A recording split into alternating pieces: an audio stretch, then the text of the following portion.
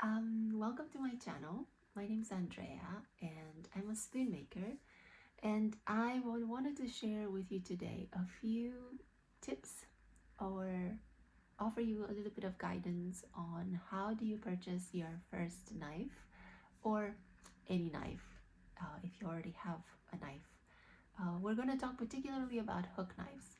I get a lot of questions from people asking what knife should I get, and do you recommend any knife that I should get? So I thought to create a video not so much about certain brands or certain makers.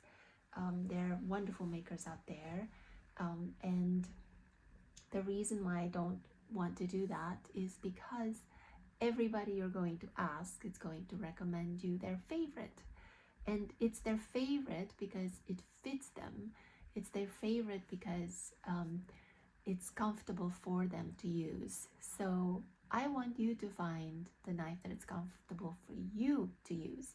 So let's talk about what to look for when you choose a knife, and maybe how to make the knife that you have something that you enjoy and it's actually going to help you with your carving.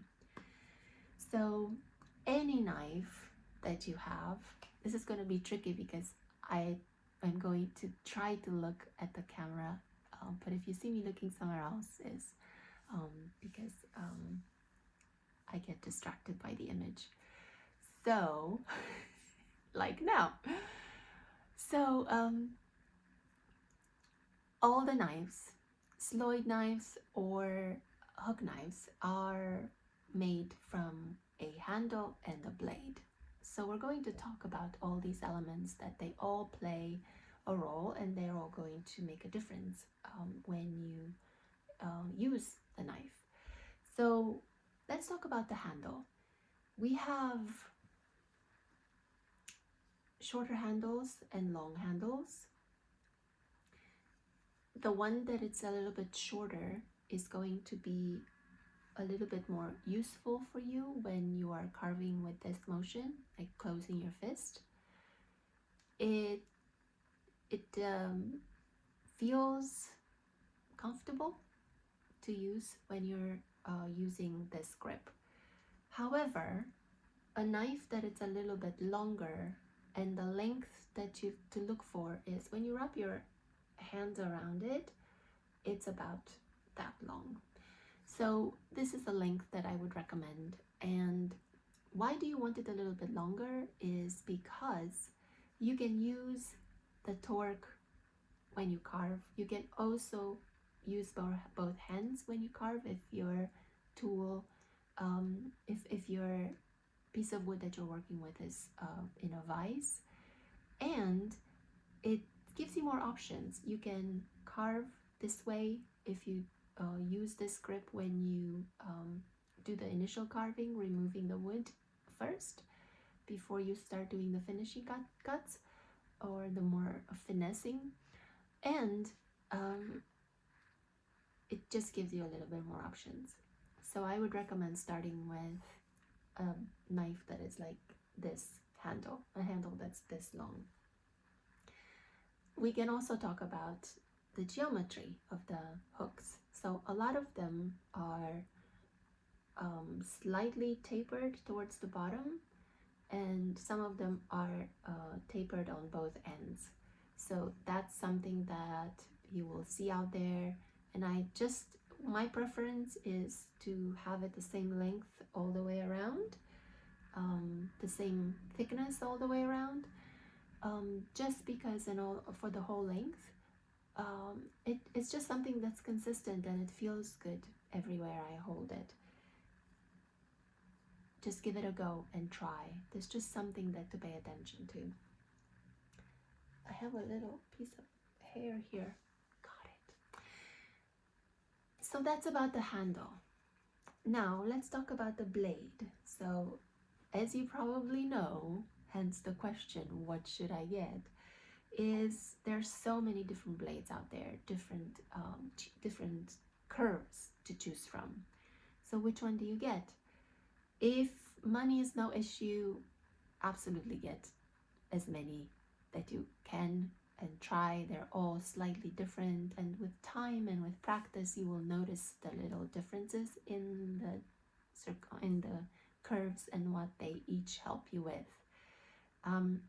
To start with, I highly recommend a compound hook, which is a hook that it's slightly flatter towards the bottom, towards the handle, and it comes into a tighter curve at the tip.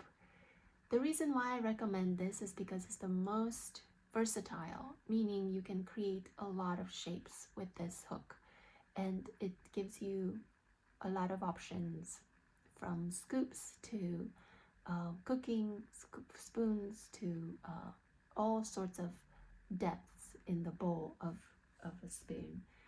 And why does it do that? Just so you have a better understanding why I'm recommending this to start with, is because you have these two tools in this. Meaning, if you look at the top part from here to the tip, it's very similar curve, maybe even more curvature here, so you have a tighter radius, and you also have the flatter side. If I were to take this off, you have almost the same knife. So you have two tools in one, which is great. That's a really, really wonderful tool to start with. Another thing that you will notice that will add to your options and confusion is some of them are hollow ground, meaning that they're hollow on the inside, and when you sharpen them, you only touch the edges, and some of them are completely flat. And which one do you get? It doesn't really matter. Honestly, it doesn't. It doesn't make that much of a difference. A lot of people say that this hook, that it's hollow ground, it's easier to sharpen, which could be true when you're starting. However, as long as you learn how to sharpen, and as long as you're sharpening correctly, it doesn't matter. And that comes with practice, and they both sharpen differently, but you're going to spend time sharpening your knives. You're never going to be in a hurry and save 2 minutes by having a hollow ground. It's honestly all different kinds. All these two kinds actually are fantastic blades. So it doesn't matter. Don't hold yourself back to get a hook knife if you have the opportunity, because it's not hollow ground or because it's hollow ground. Just get something that feels good and fits good to your hand, and it's all about the sharpening. Another thing to notice, another thing to look for, and another thing that will play a role in the tool that you're using and the way that it performs and how it helps your carving, is the thickness of the blade. So when you put your fingers around the blade, you will notice that some hooks are thinner, some hooks are thicker. And what does that help with, or how does that play a role? A thicker blade will be a little bit more helpful if your style of carving is an aggressive style, meaning that you're digging in and you're taking a lot of wood all at once. It's also helpful in roughing the spoon, meaning the initial part of the scooping of a bowl, where when you're just taking a lot of material. So if you have a lot of strength in your hand, and if you know yourself that you are more of what's called an aggressive carver, in the technique, in the style that you're carving, then a thicker blade will be a little bit more useful and meet you halfway. If you were to do that with a blade that is thinner, you will notice that it will start chattering and it will just be a bit more frustrating to work with. It doesn't mean that it won't perform well, it's just going to be a little bit more flexible if you're more aggressive in your carving, in your hollowing. Another thing to look at is the geometry of the blade lengthwise. Some of them are thick, wide, from the tip all the way, from the bottom all the way to the tip, slightly rounded at the tip. Others, you can see, are becoming thinner towards the end, and some of them even more so. So how do you choose, and what does that mean? A blade that it's a little bit thinner towards the end will go around a tighter curve a little bit more easily. So in the bottom, in the bowl of a spoon, towards the handle, in that little hollow area, that's where you will notice that it makes a difference to go around really tight curves. A blade that is thinner towards the tip will perform a little bit better, and it'll be a little bit more limber. One more thing that I wanted to share is that if you already have a hook knife and the handle is a little bit thinner after you've tested the wrap around your hand thing, all you can do is, well, there are two things you can do, but it's something that I wanted you to try first, is to put some tape around. And the tape, this is not a very good tape, but the tape that I recommend you get is a tennis racket tape, or ping pong or badminton racket tape. You can find them at sports stores or online. I'm sure you can find them online. And just wrap some tape around and just have a go and see, does it fit better? Does it feel better? Will it help with your carving?